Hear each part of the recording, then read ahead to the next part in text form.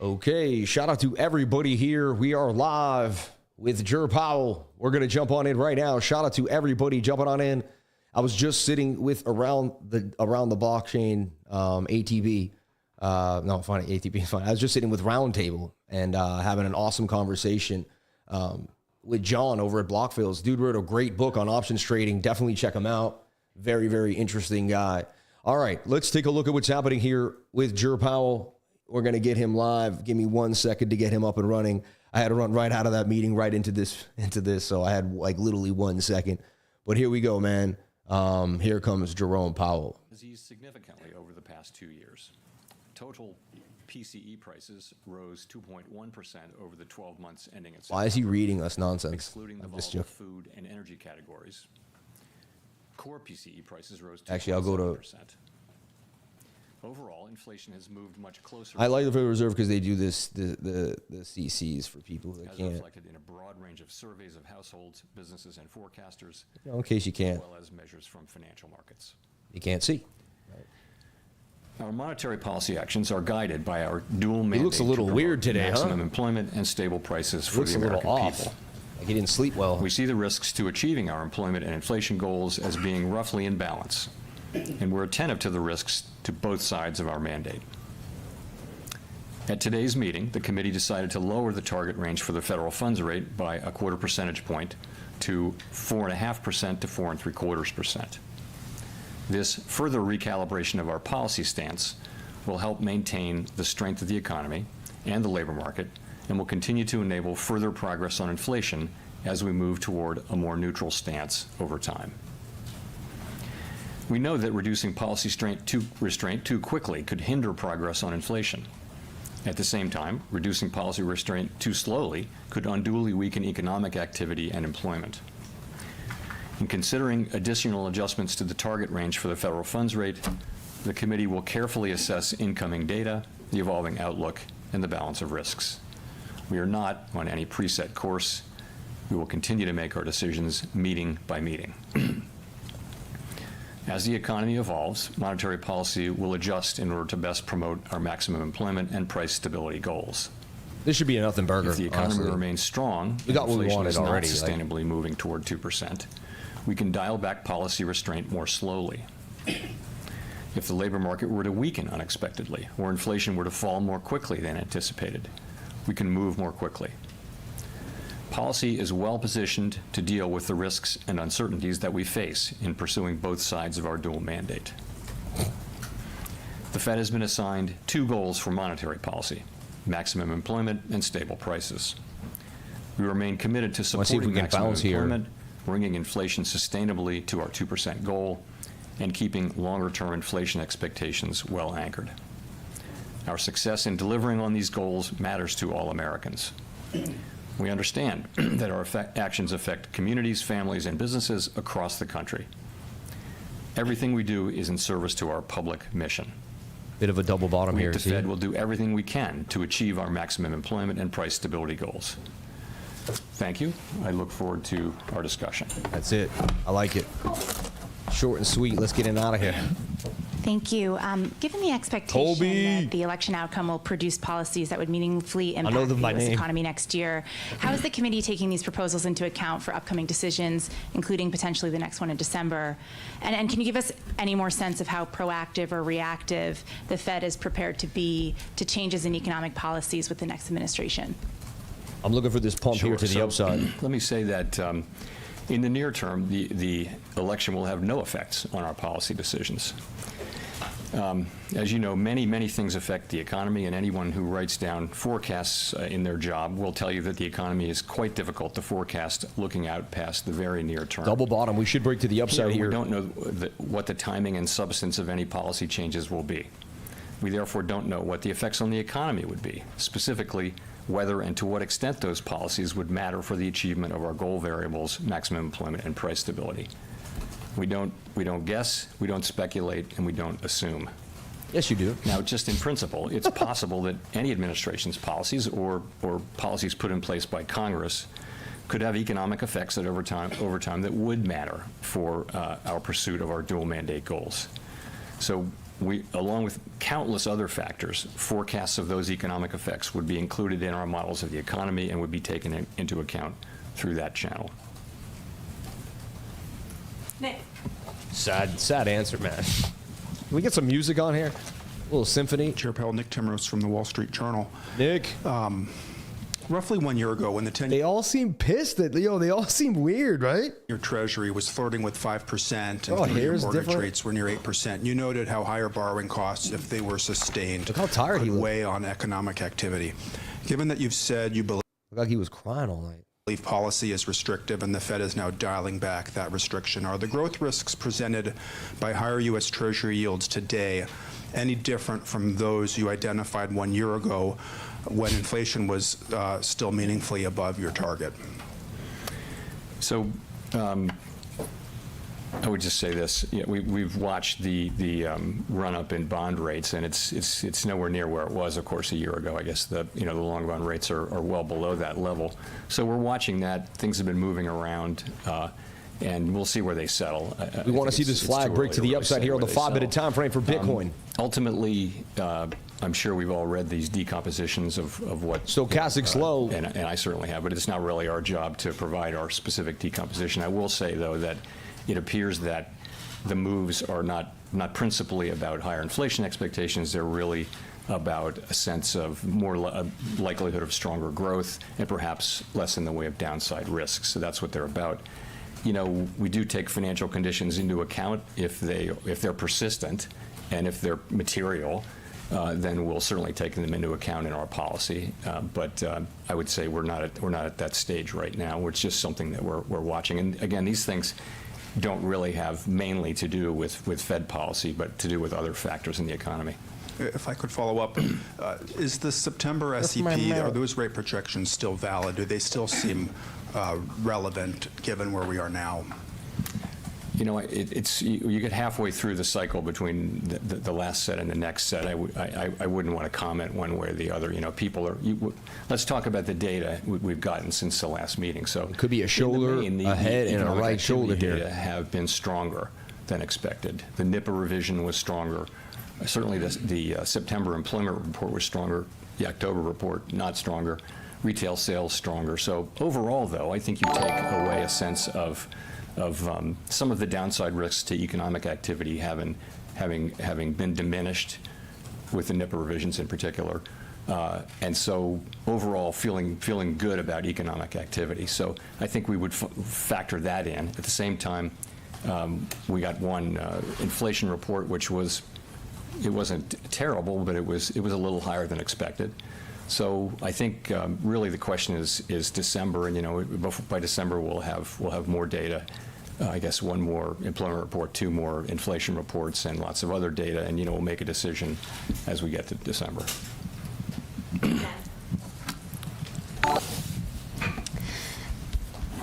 Gina Smilik from the New York Times. Thanks for taking our questions, Chair Powell. When it comes to December, what will you be looking at specifically as you try to make that Looks like a head and decision? shoulder pattern here to the downside for Bitcoin. Economic projections in September, you had written down 4 quarter-point interest rate cuts shoulder, in head, right 2025. shoulder. Do you still think that those are likely? Is that sort Obvious of on the the 1 baseline minute outlook at this on the point, or 5? has Look at that that. shifted? And if it shifted at all, can you give a little bit of detail as to why? I am not in the trade at the moment. We don't fill out an SEP, and I can't characterize one that wasn't filled out today. So I can't really speak for kind of exactly where the committee is. I can't characterize one that wasn't filled out today. We're going to be, again, at every meeting, we're going to be looking at the incoming data and how that affects the outlook. As you know, we're in the process of recalibrating from a fairly restrictive level at 5.33%. After today's move, we're down 75 basis points, and we're asking ourselves, is that where we need to be? You know that we're trying to steer between the risk of moving too quickly and perhaps undermining our progress on inflation, or moving too slowly and allowing the labor market to weaken too much. We're trying to be on a middle path where we can maintain the strength in the labor market while also enabling further progress on inflation. We think that's where we are, but that's the question we're going to be asking in September and in other meetings. And again, I can't really update you on the committee's thinking because we don't fill out an SEP at this meeting. Yeah, totally appreciate that. I guess when it comes to your own thinking, do you think that a full percentage point of rate cuts in 2025 is a reasonable outlook? Again, I'm going to wait. We're going to wait and see how things come in December. I mean, it's just. I would put it this way: we're on a path to a more neutral stance, and that's very much what we're on. That has not changed at all since September, we're just going to have to see where the data. If you're just jumping on in, head and shoulder pattern here for Bitcoin. Data to look at to make that decision. Targets at 200 MA on the 1 minute time frame, on the 5 minute. But I would say 75,200. I would say that. Again, we didn't update the SEP, so I'm not going to characterize where the committee would be. Howard. Thanks, Howard Schneider with Reuters. I wondered if you could please elaborate, explain a little bit the two changes in the language of the statement here. In the first paragraph, when you say inflation has made progress, dropping the word further progress, and in the second paragraph, dropping the sentence that the committee had gained greater confidence that inflation was progressing towards its 2% goal. Is there any policy substance behind either of those changes in language? Is it meant to open the door to a December pause? Is it meant to communicate anything about the stickiness of core inflation in the last 3 months? They got to keep cutting. Not really, no. So let me tell you what we were thinking. So the test of gaining further confidence was our test for the first rate cut, right? And so we met that test in September, and therefore we take that test out. If you leave it in, then it's new forward guidance. It's brand new forward guidance. What do you mean by it? Are you requiring yet further? We have to say yes or no at every meeting whether we've made further progress. The point is we have gained. And we get back inside the pattern, then we can bounce back to the top here. So very choppy. They're going after the 100x leverage people. That's really all about. It's not meant to send a signal. Neither of those is meant to send a further signal. And saying further progress, it becomes a test. We don't want to be. We don't think it's a good time to be doing a lot of forward guidance. There's a fair amount of uncertainty in that. In what I've said, the path that we're on, we do know where the destination is, but we don't know the right pace, and we don't know exactly where the destination is. So the point is to find the right pace and the right destination as we go, and I think there's a fair amount of uncertainty about that. And you don't want to tie yourself up with guidance. You want to be able to make sensible decisions as you go. Steve Leisman, CNBC. Mr. Chairman, you talked about higher rates, perhaps from an expectation of higher growth. You didn't talk about it in terms of expectations of higher deficits. Is that something you think might be behind the recent rise in interest rates, and are rising deficits a concern to you? So we don't comment on fiscal policy, and again, I don't have a lot more to say on what's driving bond yields. In terms of policy changes, though, let me give you a sense of how this works in the ordinary case. Let's say Congress is considering a rewrite of the tax laws. Doesn't matter what's in the content. So we would follow that. At a certain point, we'd think we see the outlines, so we'd start to model it. And then we'd wait, and at a certain point, the staff would brief the FOMC and say, these are the likely effects. There's lots and lots of literature on the effects of tax policy changes on various parts of the economy. So we try to get smart on that, and then the law actually passes. Try. Don't use that word, man. You'd start to put it. I'll tell him his age. I won't use that word. See, before that happens, me and his mind will not be the same. Trying to understand. Obviously, then when it actually passes, it goes into the model, along with a million other things. So, we have a very large economy. Many things are affecting it at any given time. And a law change of some kind would go in there, but it would go in. But it would, it's a process that takes some time. Clearly, the legislative process takes a lot of time. And of course, the real question is not the effect of that law. It's all of the policy changes that are happening. What's the net effect, and the overall effect on the economy at any given time. So I think that's a process that takes a lot of time, and that we go through all the time with every administration. Constantly, and this will be no different. But right now there's nothing to model right now. It's such an early stage. We don't know what the policies are, And once we know what they are, we won't have a sense of, when they'll be implemented or all those sorts of things. So I think I would just say we're not doing that now, and all that will take time, and it will be very much regular order when we do that. If I could just follow up on Nick's question, are the current rates something you feel like you need to lean against in that they go against the direction of policy by adding restrictions to the economy? What is that on or his do you face? just take them as a given and perhaps a signal? Did he that you should do leave less? cream there or something? Like, what did he do? Look, I just think the first question is how long will they be sustained? If you remember the 5% 10-year. I'm just saying, what's on his face, man? It's bugging me out. Important conclusions only to Clean your find, face, man. 3 You're weeks coming out later, like in front of a bunch of people. 10-year was 50 basis points lower. So, it's material Is it a skin changes in tag? financial Oh, conditions God. that last, that are persistent, that really matter. And we don't know that about these. What we've seen so far, we're watching it, we're reading, we're doing the decompositions and I hope reading my neck others, doesn't get but like that. Right now, it's not a major factor in. Imagine having a how we're thinking hang about turkey things. neck like that, just hanging on. Chris. Thank you, Chris Rugaber at Associated Press. You mentioned the positive economic data that we've seen since the September meeting, including the revisions to things like savings, higher GDP growth. We saw a stock market jump yesterday. That's renewed some of the questions about why do many Bitcoin sideways at 76.2. Can it get back inside this pattern, or did it ever So leave? You're right. As I mentioned, and as you mentioned, the latest economic data have been strong, and that's, of course, a great thing and highly welcome. But, of course, our mandate is maximum employment and price stability, and we think that even with today's cut, policy is still restrictive. We understand it's not possible to say precisely how restrictive, but we feel that it is still restrictive. And if you look at our goal variables, the labor market has cooled a great deal from its overheated state of 2 years ago. Looks like it defied the head and shoulder pattern here that we saw. It is Shoulder, head, continuing right to shoulder cool, just did not albeit dump. at a Which is modest pretty bullish rate. when you don't dump a head and shoulder. We don't need further cooling, we don't think, to achieve our inflation mandate. So that's the labor market. Inflation has moved down a great deal from its highs of 2 years ago, and we judged, as I mentioned, that it's on a sustainable path back to 2%. So the job's not done on inflation. But if you look at those two things, we judged in September that it was appropriate to begin to recalibrate our policy stance to reflect this progress, and today's decision is really another step in that process. Yeah. Overall, as I mentioned, we believe that with an appropriate recalibration of our policy stance, we can maintain strength in the labor market even as our policy stance enables further progress toward our inflation goal. Great. And just to follow up, what might cause you to pause rate cuts in December? What kind of economic data would lead you to that path? Thank you. So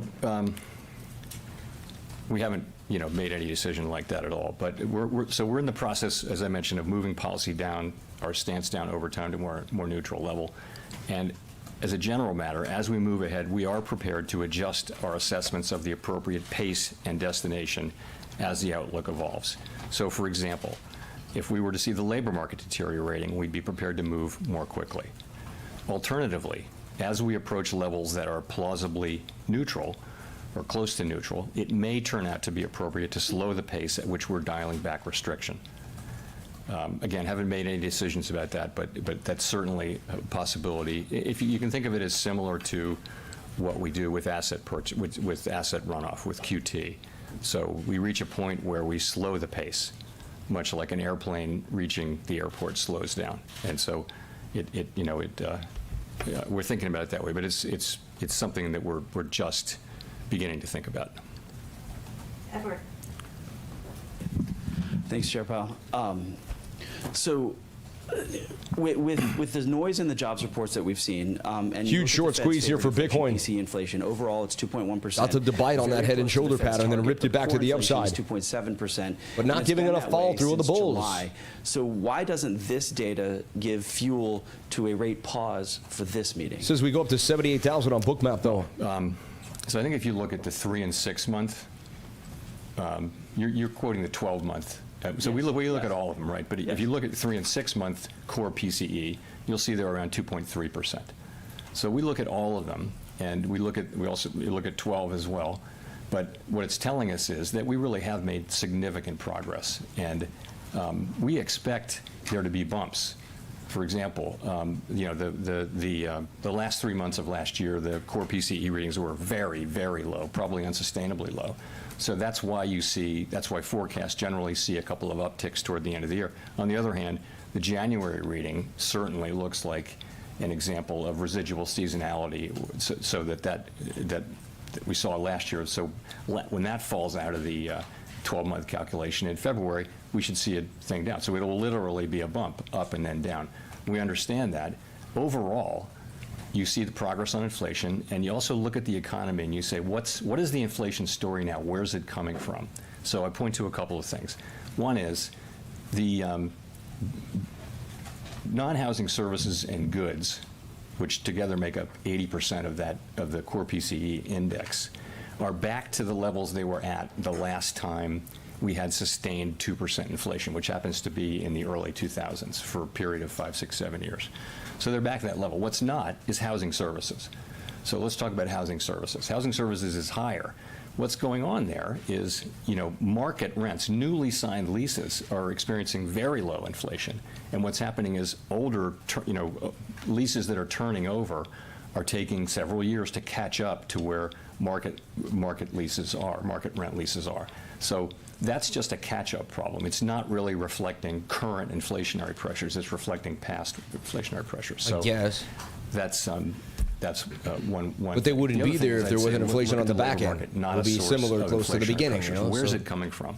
It's not a very tight economy. What is the story about inflation? But what are they doing with price right now? Is this freaking also in insurance? This is annoying. And other areas. So you're seeing. Just give us a move or don't. We're not declaring victory, obviously. Look at this double bottom off of 75.9. It's very consistent with inflation continuing to come down on a bumpy path over the next couple of years and settling around 2%. That story is intact, and it won't be one or two really good data months or bad data months aren't going to really change the pattern. What he said doesn't matter. Just let the market rip. So you're quickly trying to get man, that so annoying. neutral rate that you see, or do you foresee that you have some time to get there? Nothing in the economic data suggests that the committee has any need to be in a hurry to 350 get now? there. We are seeing strong economic activity. Come on, baby, let's get a move here. We are seeing ongoing strength in the labor market. We're watching that carefully, but we do see maintaining strength there. And so we think that the right way to find neutral, if you will, is carefully, patiently. Again, that's not meant to have a specific meaning, other than to the extent that I'm bugging out because I got a $300,000 trade going right now. We have the ability to take advantage of that as we try to navigate that middle path between the two risks. Oh, I just can't take the paint. Oh. Hi, Chair Powell. Craig Torres from Bloomberg. I can't do it anymore. Questions I just can't. I had to take the 180. I just couldn't do it anymore. What Americans? Oh my God! I was down 500, up 200. I down 500. I don't know how people trade like that. Oh. First question. I couldn't take it. Question. I want to talk about some labor market indicators. I do so with great respect for your playing with me to the maximum employment side of the mandate, Chair Powell. So the unemployment rate has been at 4% or higher for 6 months. One of the broadest measures of unemployment is up about 0.5 point from a year ago. Oof. Compensation gains are sliding I'd be in the back. gains finally. The quits rate, the signal of labor market dynamism, has been heading down to that bad neighborhood of the 20 teens. So you have put a marker at Jackson Hole saying any further cooling is unwelcome. It is cooling generally a little bit further. So at what point do we reach what you would describe as a shortfall from maximum employment? Thank you. Sure. So on your first question, I'm not going to talk about anything that relates directly or indirectly to the election. On the second one, corny. This is the great question, and it's the one we think about all the time. So I'll just say a couple things. There's nothing really surprising. What we know is that I'd be heckling him, they'd be kicking me out. We also know that it's come down significantly. Moved up significantly from a year or so ago. So we've seen a big change upward in unemployment.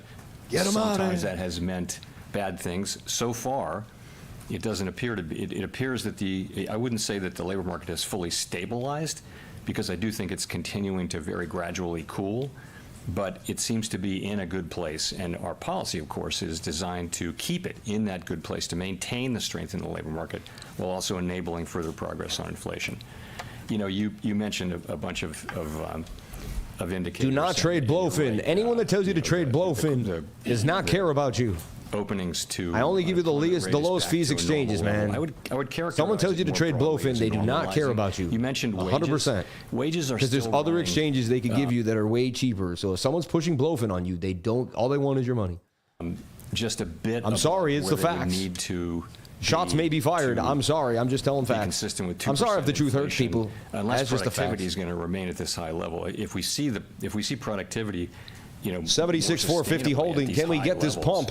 Then that to would sustain 78,000. higher wage gains. So I would say, in fact, you can say BOOKMAP says yes. I say yes. It's all shaping up. Double bottom here. Increases are now consistent with 2% inflation, given current productivity readings. But of course, the lore on productivity readings is whenever you see high readings, you should assume they're going to revert pretty quickly to the longer-term trend. That has always been the case for 50 years. But it may be that we're now 5 years. If you look at the NIPA revisions that came out a month ago, we're 5 years into a nice set of productivity readings, which are sustained and very healthy.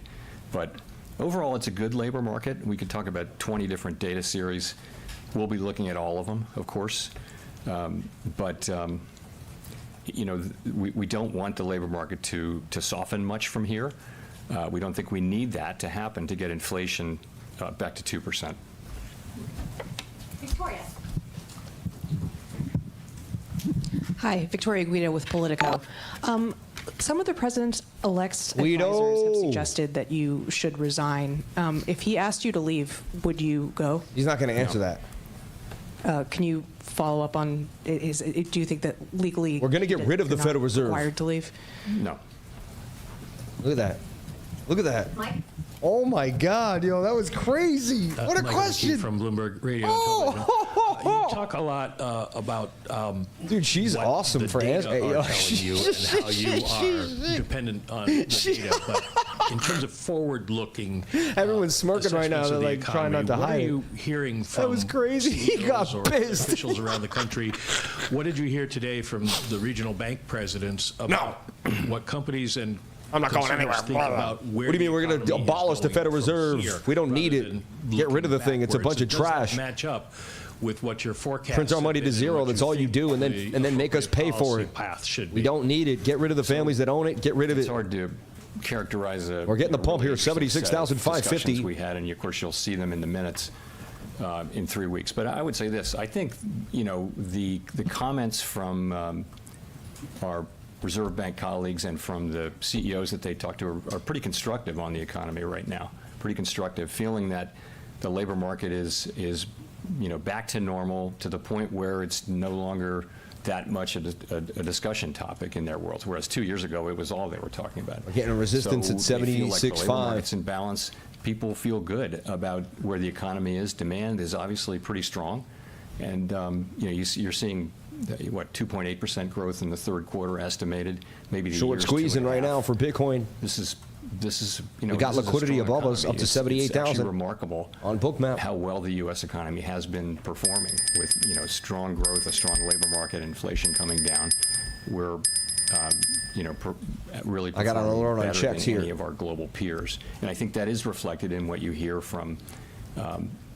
I got to run that back, yo. I got to run that back when she asked him about. I don't get to talk to a lot of CEOs in my job, but I hear what others summarize from those, and of course I hear the Reserve Bank presidents do a lot of that. And thanks, it's pretty Jay. How are we going? He was a now, that's not to say there are areas of caution and things like that, but ultimately, overall, pretty positive. Well, to follow up the areas of caution, if there were black clouds on the horizon that you identified as something you're watching, what would they be? I think it's things like clearly geopolitical risks around the world are elevated, and just as clearly they've had relatively little effect on the U.S. economy. Now that can change through the price of oil or otherwise, but people talk about those as something that's on the horizon all the time.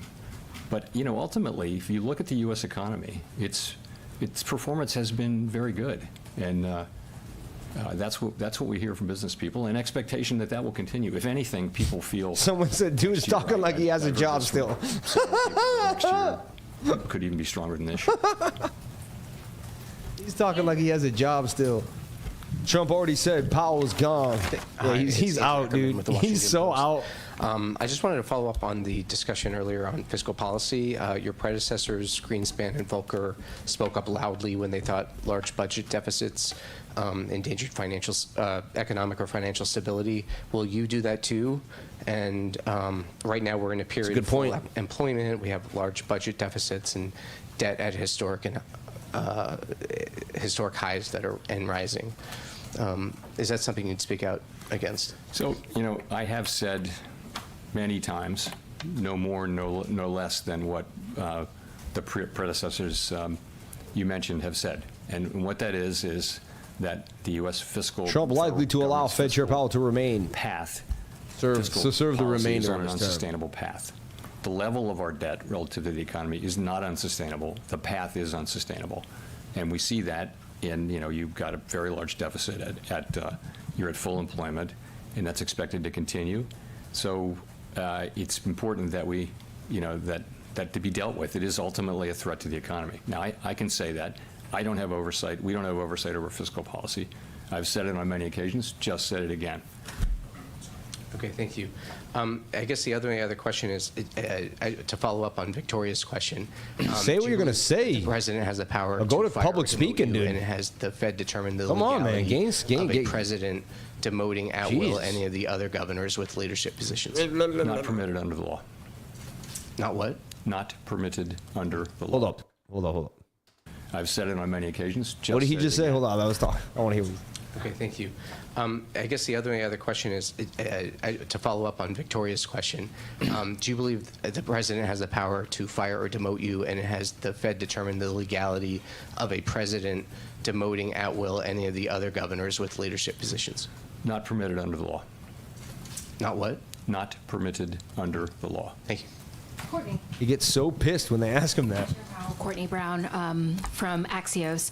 In response to Howard's question, you said it wasn't an ideal time to give forward guidance because of the economic uncertainties. Can you lay out what some of those uncertainties are and whether or not it includes some of the No, they just get to say gray area things and leave you to think about put it. out on the campaign I'm not gonna trail, tell you what- tariffs, for instance? Not gonna be. No, I was not referring to the I was new joking, but administration's policies at all, nor will I today. So what I'm just saying is, as we look ahead, we know, as I mentioned this in my statement, that, that the risks are two-sided.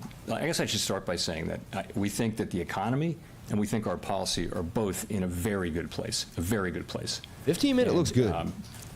15-minute looks good for a breakout here. Cup and handle. What are the risks? To the upside. One risk is that we would move too quickly and find ourselves having moved too quickly, and inflation comes back, and we lost our chance to get inflation back to 2%. So we have to avoid that risk, and to avoid that risk, that means you want to move carefully. The other risk is that we move too slowly, and that we allow the labor market to weaken too much and do unnecessary damage to the labor market. What he doesn't realize is they've working lives. Everyone. I got to tell you, they've already done all the risks. They never should have been doing any of these things to the economy. You get it? The economy would have eventually found its own way, but because they kept playing with the interest rate and doing this, now they do this. And now they have to try to find a thing because they created a problem. The best way would be to remove the Federal Reserve from the situation completely. So like what he's talking about is real, but it's a fake problem because it never should have been real. There will be more uncertainty about where that is, and we're going to move carefully as this goes on so that, you know, we can increase the chances that we will get it right. Simon. We don't know Thank what you, Chair Powell. Simon Minovich with The Economist. I know you don't want to share your decomposition of bond yields, but if you look at the break-evens, it is clear that longer-term inflation expectations do seem to have risen up at about 2.5%, for example, on the 5-year. That's up half a point from when you cut in September. Do you have any concern at all that longer-term inflation expectations are de-anchoring, or put another way, are anchoring at a slightly higher level? Thanks. So we would be concerned if we thought we saw longer-term inflation expectations anchoring at a higher level. That's not what we're seeing. We're still seeing between surveys and market readings broadly consistent with, I looked at the 5-year earlier today, and it's probably moved, but it's just not, it's kind of right where it's been, and also it's pretty close to consistent with 2% PCE inflation. So that's one that's been a traditional one that we look at a lot. But overall, expectations seem to be, and really have throughout this, in a place that's consistent with 2% inflation. But you're right to say we watch that very carefully, and we will not allow inflation expectations to drift upward. But that's really why we reacted so sharply back in 2022. It's Shapley in Boston, not Shopley. It's Shapley. Kelly. Shapley. Super shop, dude. Hi, Chair Powell. Kelly Super O'Grady, duty shop, CBS dude. News. We just talked about what you've heard from business leaders on the economy, but many average Kelly Americans O'Grady. are still not Good feeling the Irish strength girl. of the economy in their wallets. So what's your message to them on when they might expect relief? Kelly O'Grady. So you're right that we say the economy is performing Beautiful well, Irish and it girl. is, but we also know that people are still feeling the effects of high prices, for example.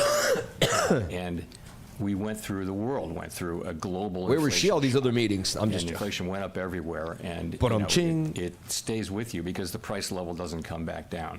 So what that takes is it takes some years of real wage gains for people to feel better. And that's what we're trying to create, and I think we're well on the road to creating that. Inflation has come way down. The economy is still strong here. Wages are moving up, but at a sustainable level. So it's just I think what needs to happen is happening, and for the most part has happened. But it'll be some time before people regain their confidence and feel that. And we don't tell people how to feel about the economy. We completely respect what they're feeling. Those feelings are true. They're accurate. We don't question them. We respect them. And just a quick follow-up. President-elect Trump has been critical of your performance. Any concern about his influence on the Fed's independence? I'm not going to get into any of the political things here today, but thank you. Nancy. Hi, Chair Powell. Nancy Marshall-Genzer with Marketplace.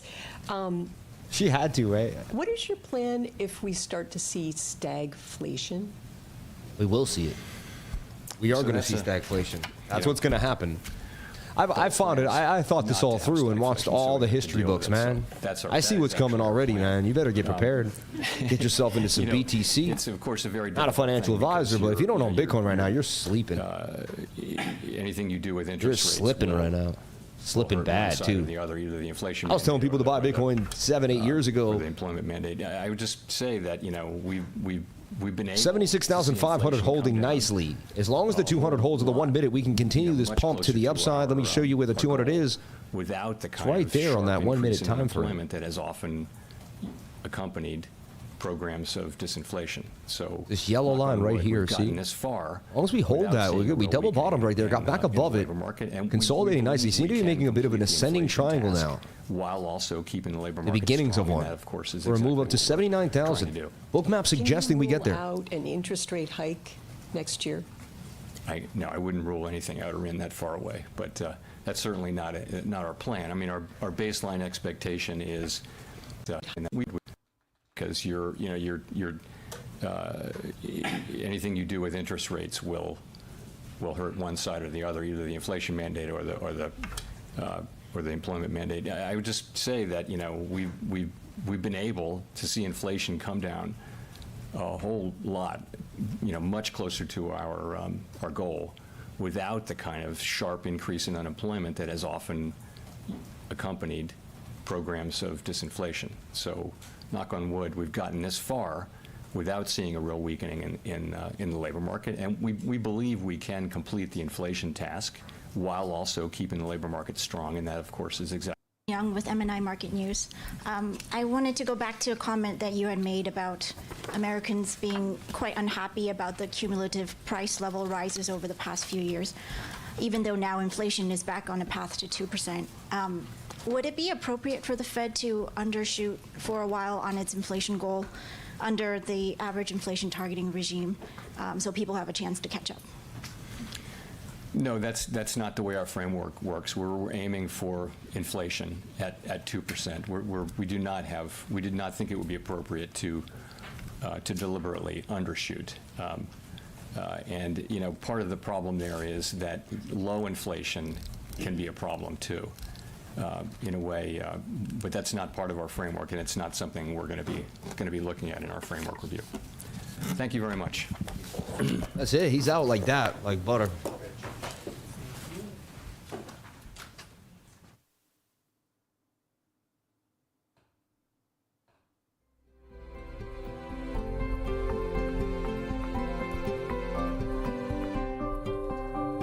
So we'll do our quick top-down analysis here for Bitcoin. Show you what I see happening, and then I'm going to jump out. I've been live streaming. I did an interview, if you can believe it, with John of Blockville, who wrote a book.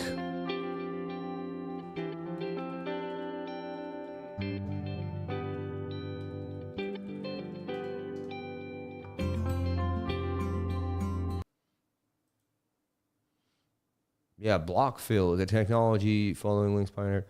Blockville is a technology trading firm. But I just met Blockfield. Yeah, this guy here.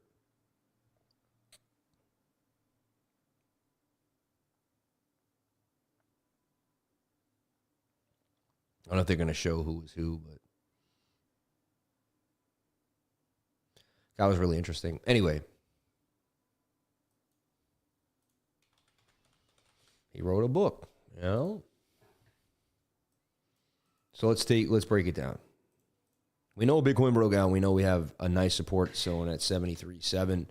We know that's our kind of basis point here, right? The daily's away from the 21, but pushing. We could get a continuation push up here. It looks like a vertical pump, right? Almost not done yet. Then we get into the smaller time frames. And so it started with the fact that we may come back, but this broke out. We nailed that, all right?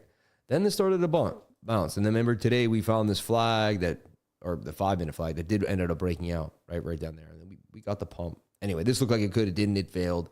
Then you kind of have a shoulder head and a right shoulder that people shorted, right? Because what else could they have done? And then they went after the shorts to the upside. So let me show you exactly what happened here. So they had this, a shoulder, a head, a right shoulder. They got after that liquidity, right? And now we're moving to the upside. I'm in a long right now inside of a bull flag. I'll show you the long. This is the long. The entry is right now, right? The stop loss is about 70,587, 526. And we're going up to 78,678. That would be the target I'd like to take this trade. So that's a live trade I'm giving you right now. Stop loss, take profit. The entry is correctly right now. Could have been a lot better at 76.5, so that will affect it, up to you. But you do whatever makes you happy. That's what I'm doing right now. Again, I'm not a financial advisor. And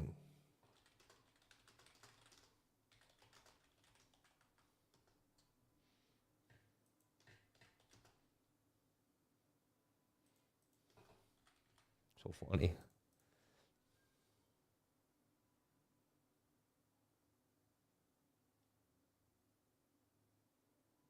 Yeah.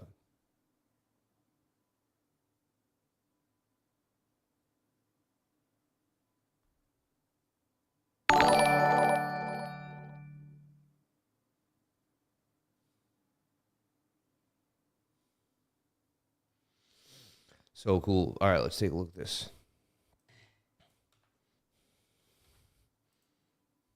So now when I look at it, it's like making this, you know, you gotta, I guess you broke out of this flag, you made a trend line, and we're in price discovery, so it's, you know, you got to be creative here and use what you've known, and that's why someone who's been in the markets a lot longer than others is going to have an edge here, because I've just seen more than most people, so I can make sense of things when most people just can't make sense of it at all.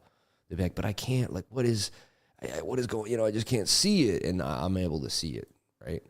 All right, so I figured it out. Rising wedges break up 68% of the time. That's a rising wedge right there. You see?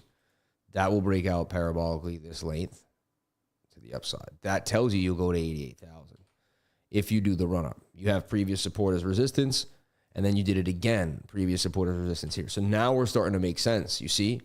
Now we got a target. Now we got an idea. Let's go back now to the 1 hour. All right, boom. 1 hour broke out of the falling wedge, made a higher high. Is there bearish div? There is. This swings down while that swings up. We should come back to the 21-day moving average. However, things are getting very, very bullish. Seems to be some support at 75,700 now for Bitcoin. Right there. Bounce, bounce, bounce. So we held. So we're going to watch this closely. Am I still live? Yes, I am. Oh, my God. I can't believe it. How long have I streamed today? It's insane how long I've been streaming today. I don't even know how much I stream. Remember, we did an hour. We did like a 2.5 hour stream already today. This is our second stream. 1,387 people here on the live. Let's get the likes up to the watchers. It would be so nice as I continuously push through here.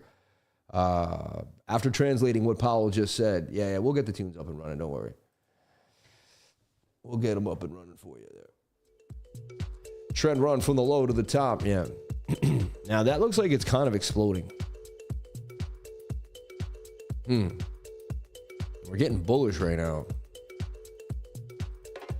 It leads me to like the smaller time frames are like the only ones that I can kind of figure out what's happening here. I go into this one and I'm like, you know, what we have to say is it's like, this is the flag. Like there's no other, you're in this crazy flag that just, it's a mess. Like, I know it's crazy, right? So this is what it was. You were in the rising wedge. You're in this rising wedge. You broke out of the wedge because that was the trend. You fell back in and then you broke out again. So they faked it. They keep faking little patterns. They don't want anyone to get a run. They want to try to get this pump. 76,800 for Bitcoin. Stochastics pushing to the upside. 1 hour not amazing though. 1 hour kind of overbought with a bearish divergence telling us that we're likely going to come down. What if we just explode though? All right. Trade is already doing well here. Not amazing though. I didn't put a lot on the trade because it was sketchy, you know? I'd like to get to the target. I'll let it cook though. Definitely can shave a little bit of the stop loss. Thank you, Sammy. We appreciate you. God bless. Shout out to Margaret Ness. May God bless you. Thank you. Good afternoon, Sam. I hope you're having a great day, brother. Thank you for getting the lifers to 76,000. Love you, brother. Shout out to Rudy, man. God bless you, Rudy. We did it, baby. We did it, Rudy. We did it, man. Thank you for the super chats. You people are amazing. God bless the awesome people here on the live that show up every single day tirelessly for the lifer. You people are awesome, man. For this community and for cryptocurrency.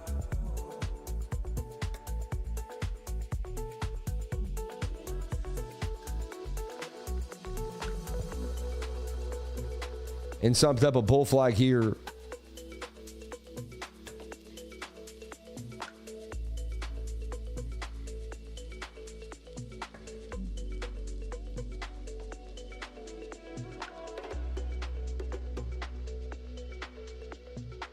Can it break out at 78,950? Your live streams rock too. Thank you, Shroom. Soul pumping too. Oh man, when soul pumps, I feel so good. So honestly, it could go either way here. It really could. I mean, there's no guarantees of anything. You know, this is where you know, either you're a man and you take a shot, or you're a Sally and you sit back. Right? This is not for the weak of heart. The people that are faint of heart. Right? This isn't for the faint of heart here. I mean, what is this? I can't even really figure it out. I guess it's a broadening falling wedge. There's bearish divergence there, and there's bearish divergence everywhere, telling me that it's 76.8 seems to be the high here. But the liquidity BOOKMAP suggests we are going higher. And so I have to, you know what I mean? They're saying we're ripping. We don't always do it 100%, but the odds are very high. We're going to 78,000 tonight. Very, very high. So you're awesome, Sammy. Way to be a great example of consistency. Hey, this is what you got to do if you want to make it. You want to take it to the top. You want the best life possible. You want to buy your wife a beautiful mansion. You want to drive the nicest cars. You want to have the nicest things. You're going to have to work your butt off. No, but nothing is free in this universe. Nothing is free. Yeah. Even uncharted territory for Sammy. It is. It is.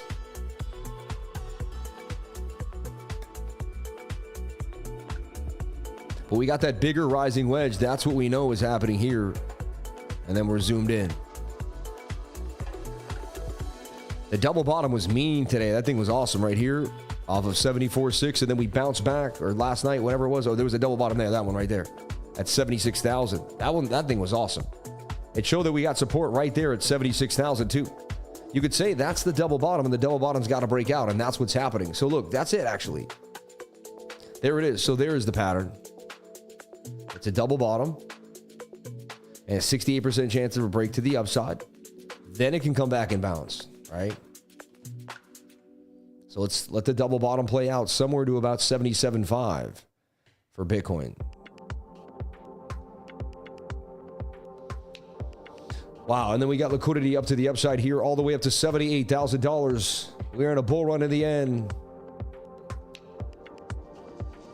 Price discovery, bull run started to engage. Boosters firing up. Amen. Welcome to the bull market. Yeah, taking 1/5 profits at 70, 78, and 79, and raising the stop loss. Okay. You're probably in a bigger trade. Yeah. Have you checked graphs by any chance of the stream? No, we have not. We'll take a look at it for you. Just because you're a nice guy and I like you. We got into 290. We sold it somewhere, or we sold it like 310 or something today. Remember, right? On the pump.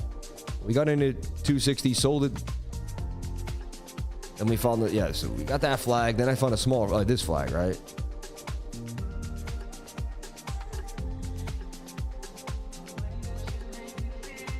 I mean, I got in on a pump today and I got in a pump yesterday. Yesterday, I sold for like $1,500. I would have made $6,000. But it's okay, man. You know, I had to tell myself, okay, what does that have to do with making money today? And my mind said nothing. I said, then get rid of it. I said, get that thought out of your mind. I said, be happy you made $1,500 and start becoming appreciative. I said, yes, sir. You know, I said, yes, sir. Grass looks like it wants to continue. Previous resistance is support. 15-minute could get busy here. A lot of sketchy price action. 350 would be the target here for grass. Remember, we haven't hit the target of the initial flag, which is the length of that whole pole. Strong. That tells you going to 380. All right. So I'm still bullish on grass. It looks very nice here. This previous support became resist. You know, you got support at 285, 290 for grass. I would not be surprised if it just makes a pump in the next 4 to 5 hours up to 350 to the upside. Am I going to get in? I don't know. Maybe, maybe not. Bitcoin's been sketch right now. I'll be honest. Bitcoin is sketchy right now. Like they're making it very hard to try to take this ride. They're making it very, very difficult. I see bearish div. I'd be surprised if we come down to the bottom of the pattern. At the same time, I'll cover the long and then they'll rip it. So you're in price discovery. You just got to do what you got to do. My trade's only up $4 now. I may even cut it off. I don't want to see a loss.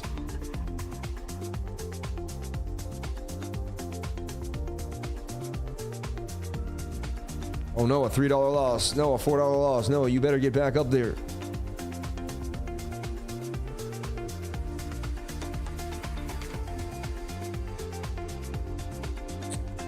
Even I lose sometimes $4. Thing is, I lose, but I don't allow myself to lose a lot. You can control what you can lose. See, that's the thing about trading. You can control your losses. It's the one thing you can control. Exactly what you can lose, and people still lose tons of money. It's like, well, you're acting like you were out of control then. Why? There was no reason to act out of control. You had it right where you needed it. You were in control. You got this. Don't let other people chew you up, you know?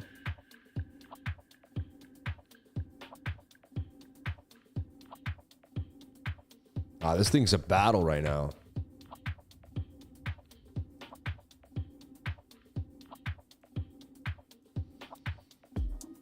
I mean, that's what I see, though, right here. 1 minute's in this nice, like, rising wedge. It's racy because there's so much demand. It's not letting the pattern even make a lateral pattern. It's every time it comes down, it's like it's getting pulled. There's a lot of demand on the asset, which creates the pattern. So look, that's the trade right there. The long is here. It's, you know, stop is easy. You know, stop 75.8. And they got all this liquidity up here. I don't know how we don't go to 78,000. Looks like we got rejected by 77. What was our high for the day so far? Those 76,881. So amazing, right? I mean, we're at 76,000 for Bitcoin. it's going to take a couple days for me to really, truly realize what has happened to my life. You guys saw me buying Bitcoin at 15,000. Like, this is insanity. This is pure insanity. I take a nap. I say I need a nap. I wake up. It's still moving. It's just like I can't stop. Then the altcoins are ripping. I got to make sure I got the altcoins for the trade. It just never ends. It's like, it's awesome, but it's also like, wow, right? It's a constant barrage of stimulation. Just stay away from the high-level trades, right? 10K should be max. Otherwise, your stop losses at 20x and 30x will muck up your profits in the end. It depends on how you're trading. You know, if you know how to trade, you can use 100x. I use 100x many, many times. You got to know what you're doing. Just make sure 100 for 300. Just make sure the risk is the same, and make sure you don't get liquidated. Stay way away from the liquidation levels. Stay way away from the liquidation levels, and don't risk more than you're willing to lose. 56 bucks on the loss for 350. It's a very small chip away. Then you can make $1,000 a day and only have to risk 150 when you're done. Right?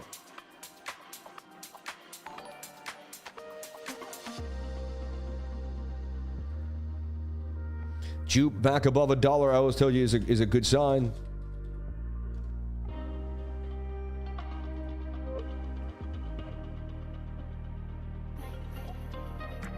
Someone said Crown on Soul is about to rip. I'll take a look at it. Grass.io does look like it's about to make a bit of a move here. A little sketchy because it's been the one for a while, but as long as Bitcoin maintains 76.5, I don't see how these altcoins don't rip.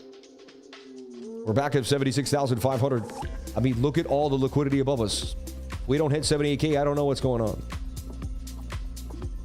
I turned $1 into $1,000 this month. Thank you. That's amazing, dude. You should write a testimonial about how you did that. Like, a lot of people would want to hear that. I wouldn't keep that to yourself. Share it with the world so everyone else can learn how you did it.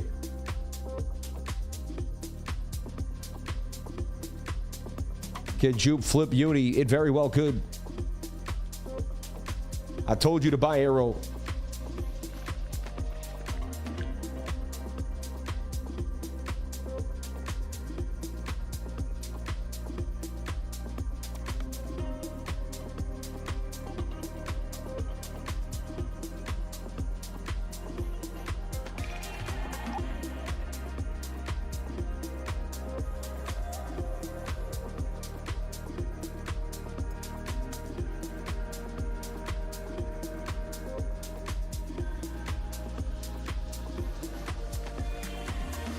Aerodrome, let's take a look. Bang, and 157 for AERO. Look at that beautiful W for the win. Aerodrome for the W. Look at this. I love this. AERO for the W-I-N, baby. The win. Look at that. AERO for the win, dude. Aerodrome for the win. AERO for the win. I love being creative.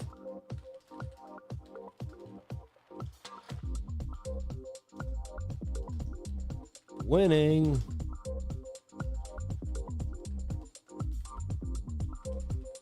Let's go. From 30 cents. Aerodrome banging on them to the upside. At 145. That's awesome.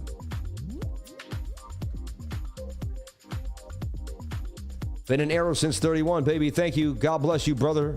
And it came back down there. You didn't sell. Multiple states will have strategic Bitcoin reserve legislation introduced. Breaking, I can confirm 2025. Multiple states have strategic Bitcoin reserve legislation introduced. Yes, they're going to start buying up Bitcoin. The states themselves are going to be competing for the Bitcoin. You see what I'm saying? And look, I was calling 75K while you all were in diapers, right?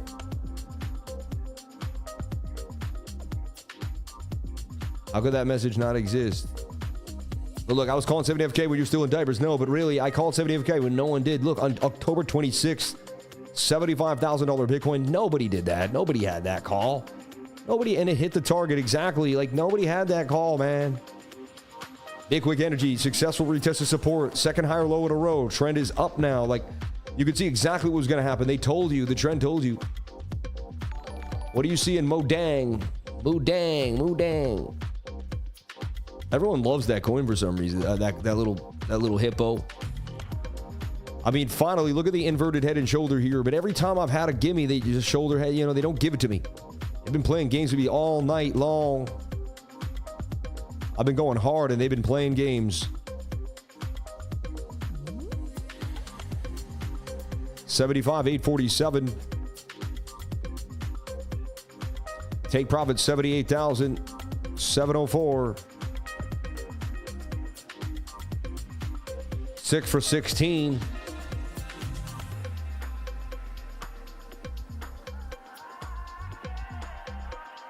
I want to add to this trade now because we've made a higher low here. Starting to form some type of movement. 76.5 has been fought off. They battled it for a while. They keep kind of hanging near this area. I see 78,000 coming for Bitcoin into tonight. He live for the Fed meeting. Yeah. Fair play to you, life for the best of the game. Amen. And now we dump it if Bitcoin can hit that target. I don't know about a dump there. While you were eating your boogers, Lifer was making alpha calls. Let's go. Amen, dude. It's true, though. It's true. It's true.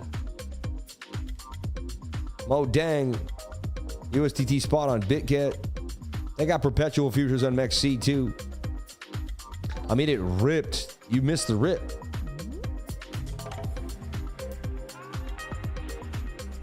You missed the rip. Now, if it follows Bitcoin, it's going to break out of this flag, but you're starting to get into these extended areas.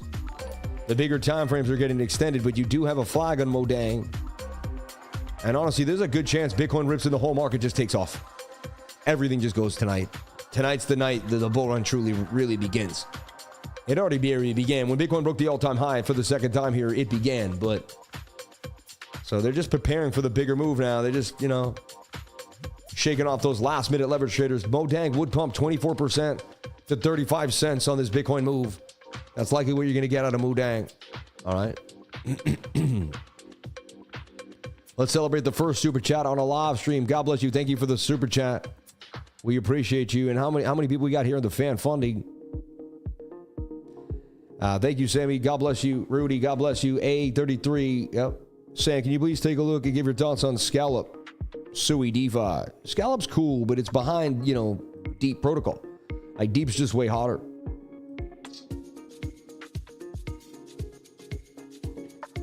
MOODENG looks like it's going to explode.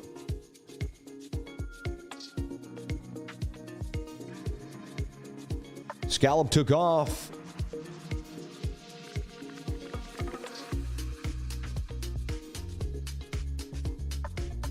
So it bottomed for sure, and then it got back above the 200 MA. I don't know, man. This coin didn't run like SUI did. All these other coins are up huge. It went from 25 to 40 cents. It's up. I guess I almost did 100%. Same scenario. Once you determine it's hot, you see how far are you for the 21 and find your support or resistance. It's very simple stuff. And once price action will now have to come back down to the 21-day moving average. They're all going to do the similar things. And then once it hits the 21, you'll be on your way for the next move. Bit of a cup and handle there. Look at the Adam and Eve double bottom, I have to point out. They play out every single time for a shot to the upside. So you're waiting for the 21 to touch price action. When it does, the stochastics will reset. And 90% of the time, this is how you're going to blast to the upside for Scallop. I do see the target for Scallop to be about 54 cents from where we are now. I just think there's better plays out there. For some reason, it doesn't get that much of a run up as compared to Cetus and the other plays. Wow, back at 76.5. I thought we wouldn't test it again. This is annoying. Very annoying price action.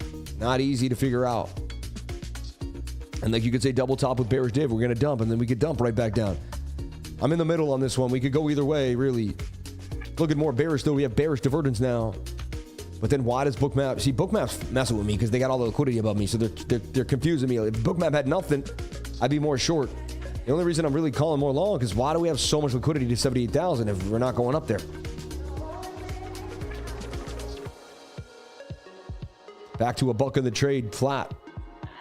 Everyone, I'm going to take a break. I need to rest my eyes and just come back in an hour and see where the charts go. But I'll be pumping through the altcoins all night long for you guys. Don't worry. And I'll be going through the Rolodex and what I see. Anything that I see that's hot. Any long-term calls that I like, 10Xs, 20Xs. breaking down things that I am. Tonight, we go over my weekly screen share. So remember, just at 8:30, just 4 hours from now, we're going to be together again, going over my entire portfolio and having a private Zoom meeting with the entire trading group. If you want to jump into that Zoom meeting, it's worth the $100. I'm telling you, $100 a month, and then you have access. $100 get you access. Why not? Get yourself some access today. Invest in yourself, and then you'll be with me constantly through this entire bull run. Who would you want to be with? A guy that takes a day off? No way. Join us today. Subscribe to a monthly, a quarterly, or an annual subscription to the trading group. All right? And go to cryptolifer.com if you want to jump on in today, and then you'd be at the meeting with me. Wow, Bitcoin back to 76,420. And it looks like they're going to tank it. Keep getting these mixed signals for Bitcoin.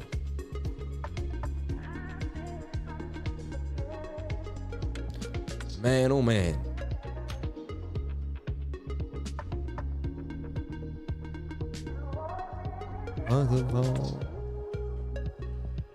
Oh, well, I got to take a break, everybody. I'm getting sweaty in this suit.